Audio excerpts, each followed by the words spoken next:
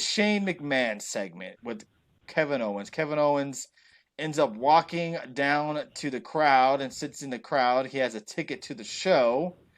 And before we get to Shane McMahon coming down to the ring, he is handed some papers. He just legal papers saying that you've been served. Shane McMahon walks out and Shane sends and calls Kevin Owens to the ring. Shane says he's holding the largest wrongful termination lawsuit in history. Shane says Owens will be awarded $25 million if he wins. Shane goes on and Owens interrupts and telling him to shut his stupid mouth and calling him a dumbass. Shane says he barely read the papers and Owens' case is weak just like him. Owens says he has a strong case and he goes on about how Shane has ruined SmackDown. Owens brings up how Shane fined him for attacking the special referee, which was Elias, but then Shane attacked him from behind like a coward last week when he was the referee for Shane's match against Chad Gable. Shane didn't get fined. He fired Owens for being insubordinate. Owens says he wasn't being insubordinate. He goes on and says that Shane McMahon tapped out. Owens says he's tried to reason with him and fight Shane. He even tried to help him last week, but now all he wants to do is hurt him.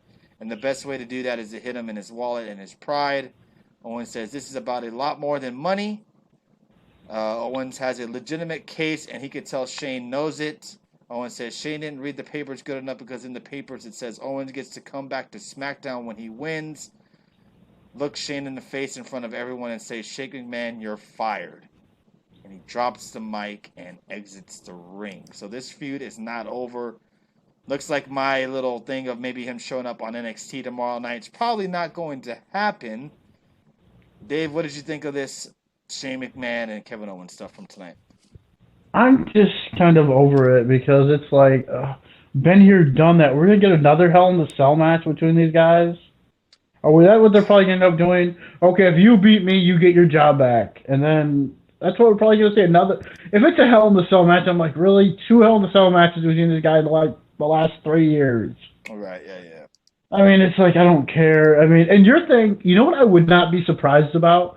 If we see people sitting in the crowd who are like from Raw and SmackDown. Well, if they do that stuff again, that'd be kind of cool. Maybe they won't because they're off, but I think it would be cool to see some people, legends or people sitting in the crowd watching this show. Why would they do that? Just to have them watching the NXT show. Oh, tomorrow night, yeah. Just to make it how it feels, big, yeah. I get you now. But yeah, this whole thing I'm kind of sick and done with. I figure we talked about it would probably be Kevin Owens suing and blah, blah, blah. It's going to lead to a match. This storyline's been done a million times. How many I times just don't has care. Kevin Owens been fired from the WWE? This is the second time he's been fired, I believe. Like Truth and Loyalty said in the chat room. So we'll see what happens with them too. Don't look for maybe Kevin Owens tomorrow night on SmackDown. We had Charlotte take on Sasha Banks tonight. Charlotte ends up winning by disqualification because Bayley gets involved in the match. And we had a Carmelo run in as well, who made the save to help Charlotte. To help Charlotte after she's getting beat down by both Sasha and Bayley. Your thoughts on this, Dave? This is which a lot of fans might not know this unless you follow them online, but Bayley and Carmella are really good friends too. Mm-hmm. And so they're trying to play that up, even though they did mention it, but a lot of people aren't really made aware of it because they never really talked about it on TV before. But yeah, they're really good. They're really good friends in NXT as well. So they're trying to do the whole loyalty thing. If you notice, Carmella never really hit Bayley. She just hit Sasha. She might have pushed her a couple times, but not really hit her. Right. But that's what they're playing up. She's like, why are you doing this and all that? They're just playing up who her loyalties lie with, Sasha or Carmella. Okay, so, fair enough. Did you like the match? Yeah, I thought it was good. I was interested to see this match. I hadn't seen it in a while, so yeah, I was kind of into it. But I figured to do something. I wasn't mad that they did I don't care if they do DQ finishes on TV. Just don't do them on pay-per-views. Yeah, and no Becky Lynch tonight too. So that was a little bit interesting as well. But I'm not going to complain about that. She's getting ready for her SmackDown debut. Yeah. So we had Baron Corbin get his coronation tonight. Corbin says he knows most of everyone wanted anyone but him as a king, but now that now they realize he's the king they needed, someone they can believe in, a ruler that exemplifies everything it takes to be a king, dominant, strength, but he also generous and fair. Corbin says he won the tournament with honor, and for that he should be shown the respect and adoration he deserves. Corbin says if he's not, he will show us that he can rule with an iron fist. And his first act, Corbin wants to recognize someone, his opponent from last night. So he calls out Chad Gable. Of course, he jokes on his height and keeps them coming. Corbin goes on mocking Gable and cracking jokes on how short he is.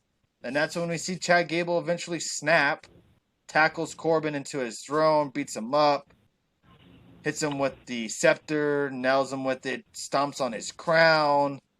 So it seems like this feud is not ending between these two guys. Any thoughts on this, Dave? Yeah, I don't mind it. And I think this is another thing we talked about on Raw.